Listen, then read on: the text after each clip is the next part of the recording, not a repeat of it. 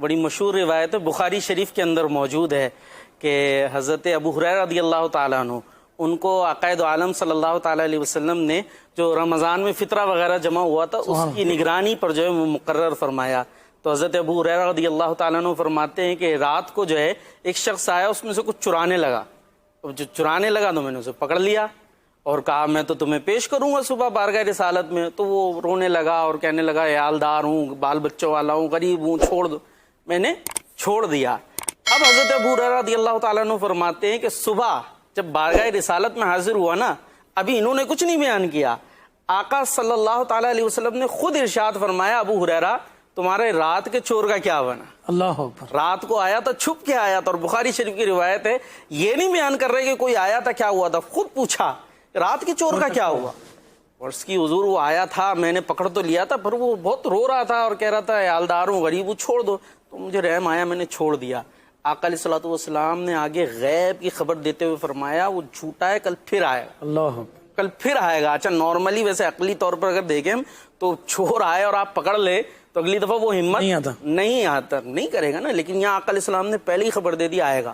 اور حضرت ابو ہریرہ بھی فرماتے ہیں اب مجھے یقین تھا، میرے آقا نے فرما دیا آنا ہی آنا ہے، اب پہلے ہی تیار بیٹھے، آئے تو پکڑوں.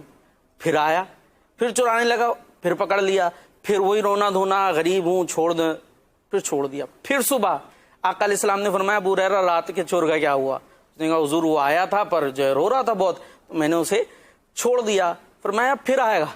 فرماتے تیسری رات وہ پھر آیا اور میں نے اسے پھر پکڑ لیا. اور جب میں نے اسے پھر پکڑ لیا اب تو نہیں چھوڑوں گا، بہت ہو گئی، تیسری دفعہ ہے، اب نہیں چھوڑوں گا، اب ضرور پیش کروں گا. تو وہ کہنے لگا مجھے چھوڑ دو، میں تمہیں ایک فائدے والی بات بتاتا ہوں. ابھی ہماری بات ہو رہی تھی نا کہ قرآن میں کتنی ہم برکتیں اور کتنے ہمارے صورتوں میں فائدہ ہے. تو وہ کہتا ہے چھوڑ دو، ایک نفع والی بات بتاتا ہوں، ایک فائدے والی بینیفیشل بات میں بتا رہا ہوں. کا کیا ہے؟ کہ رات کو جب بستر پہ جاؤ نا تو آیت الکرسی پڑھ لو. اس کی برکت یہ ہوگی کہ اللہ پاک تم پر ایک فرشتے کو نگہبان بنا دے گا کہ شیطان تمہارے قریب نہیں آئے گا. میں نے یہ سن کے اسے چھوڑ دیا. اب صبح جب بارگاہ رسالت میں حاضر ہوا پھر حضور نے پوچھا تمہارے رات کے چور کا کیا ہوا؟ کہ حضور اس نے مجھے کہا ایک نفع والی بات بتاتا ہوں. تو میں نے چھوڑ دیا اور اس نے یہ بتایا ہے.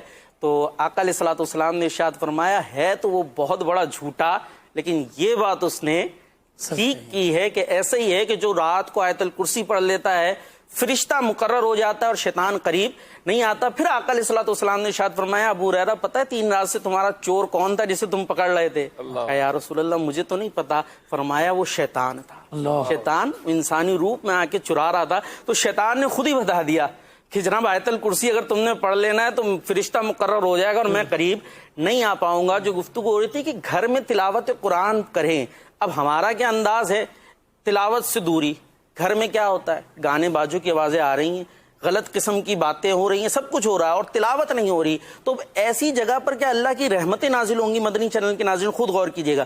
پھر اس کے بعد بعضوں کا شکوہ ہوتا ہے جی گھر میں برکت نہیں ہے، پھر بلکہ لگنے لگتا ہے کسی نے کوئی جادو کرا دیا ہے، کوئی جنات بس گئے ہیں، یہ ہو گیا وہ ہو گیا ہے. تو سوچے جہاں قرآن کی تلاوت کی آواز نہیں آئے، جہاں ذکر اللہ کی آوازیں نہ آئیں تو پھر وہاں اور کیا ہوگا؟